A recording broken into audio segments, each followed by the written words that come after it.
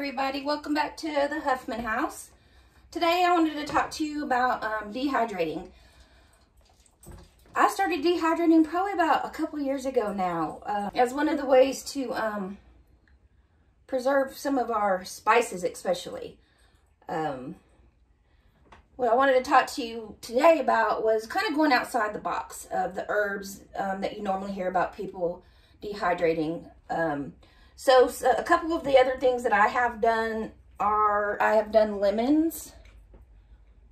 And these are good to throw in your hot teas during the winter, throw into a glass of lemonade, that type of stuff. I also did the little mandarin orange slices and, you know, throw into your water or anything like that. So those are a couple out of the box things that I don't think most people think about doing when they think about dehydrating.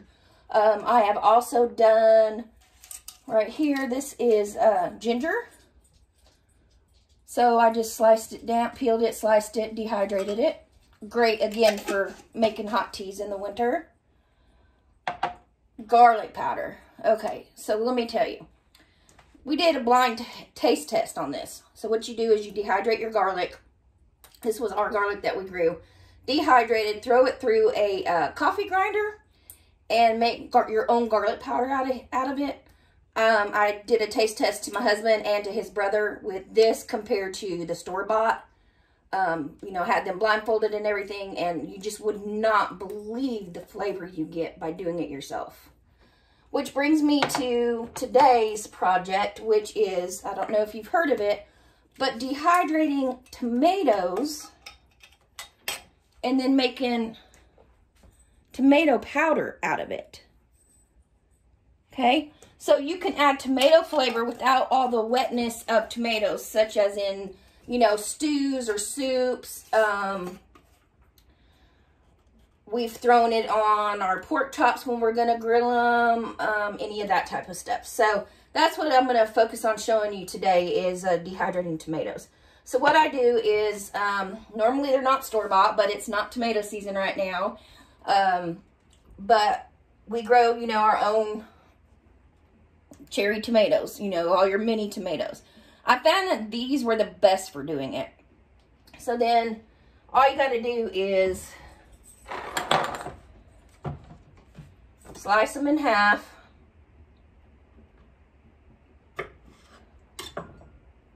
Okay, so I sliced it in half, and then I take a bowl and I just scoop out that little bit of middle to where you're just kind of left with the meat itself. Let's see, sometimes you gotta just dig in with your fingers. All right, so get all the seeds out because you're not gonna want the seeds in your dehydrated powders. Okay, so I cleaned it out. It's just the skin. We'll go over my dehydrator.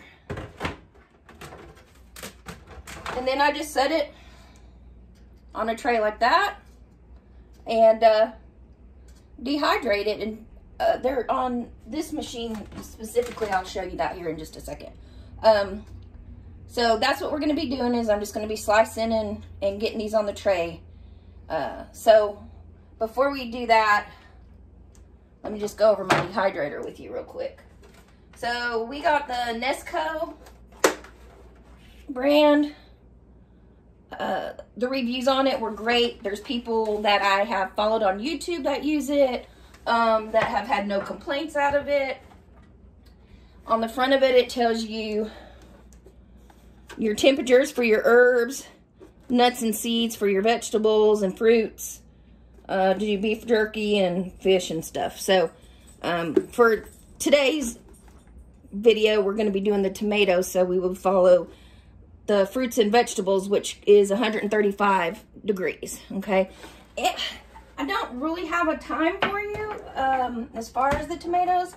It's one of those things that it takes at least, I want to say about 4 to 6 hours at least. It can go longer than that. That's going to be one of those things that you just kind of learn. You're going to look at it, you're going to feel it, and again, it's just kind of a learning something that you learn as far as time, because you can follow the book. It does come with a book. But I have found that very rarely do those times match up. And of course it has to do with how much humidity is in your house and, you know, that type of stuff too. So, you know, different circumstances change. So just kind of keep an eye on it. And of course I'm going to bring you back once they're dry, so that you can see them. So back to the dehydrator. So this is the Nesco. It comes with 5 of these trays. Okay. It also comes with 2 of these mats. I don't know if you can see the holes. Yeah, there you go. 2 of these mats. Now this is for instance, like when I do my rosemary or other small stuff, you're going to want to use this mat so that everything's not falling through. It also came with 2 of these type of trays that set on the covers that set on the trays. So see, that one just sits on there like that. And then this one also just sits on like this. Now this is a more solid tray. This is for if you want to do your own fruit roll-ups, that type of stuff. Something that's going to be, that needs to be on a flat surface. So that's what these are for. We got this on Amazon, and I'll definitely have Mike link this to you below. I did look at the Excaliburs that a lot of people talk about. They're a lot more expensive. I've heard different views on it.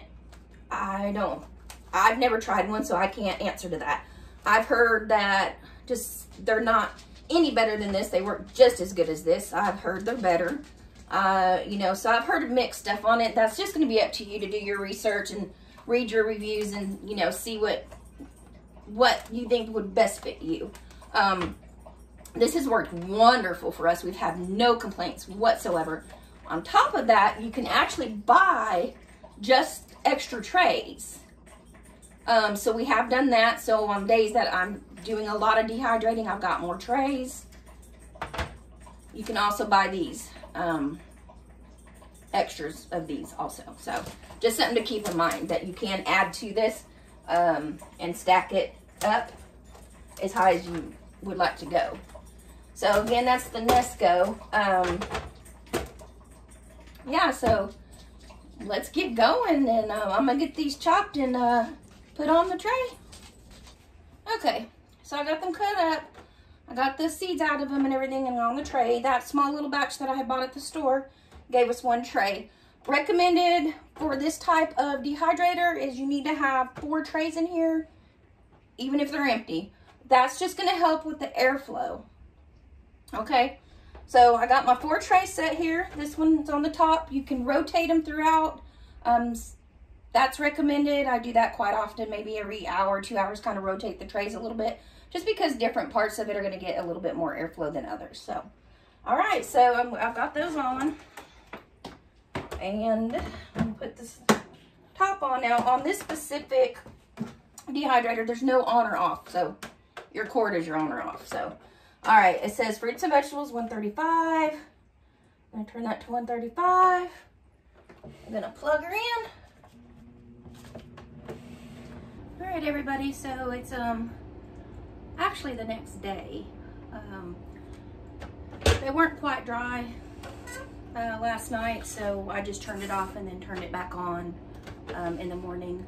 You can do that on things that are slow to dry, or you're also welcome to just let it dry overnight. I mean, either way, it's not going to hurt anything. So this is what they look like when they're done. And my husband will eat these like this. He says they taste like candy to him. They're really good and sweet. So then the next step for making the tomato powder is this right here. Is just a coffee grinder right here. So just a coffee grinder that we use this for the powdering of the tomato, and also the garlic powder or onion powder. So like I said, so the next step is just add them into your grinder here.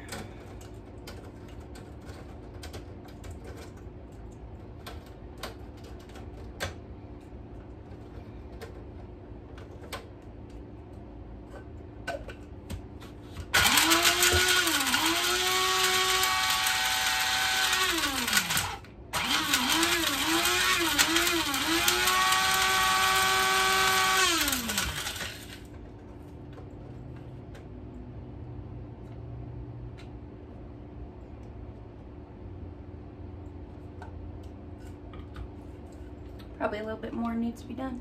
But you have your tomato powder. So I really hope that everybody enjoyed this video. Just a little bit of some of the things that you can dehydrate outside of the box of the normal herbs and that type of stuff that you think of. Any questions, concerns, or anything like that, comment below, please, and we'll see you next time.